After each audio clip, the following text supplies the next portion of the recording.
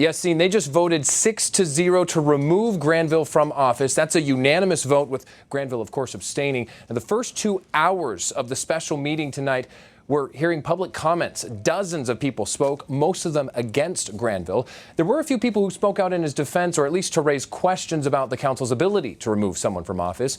Members from ASU student government spoke in favor of Granville's expulsion while making new allegations against him.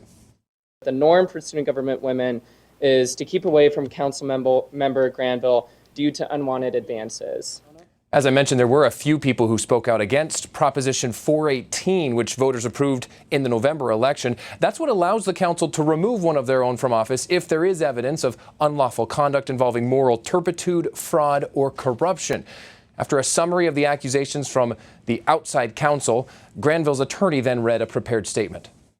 In conclusion, we urge you to avoid compounding the problems of lack of evidence, lack of disclosure to Council Member Granville, lack of due process, and to date an unfair and biased process, and allow Councilman Granville to remain on City Council. Now, keep in mind, none of the accusers agreed to press charges, so the allegations of sexual misconduct were never prosecuted. His attorney did emphasize that. Granville gave out a packet of information to the council and the city clerk, but he did not add any statement aside from what his attorney said.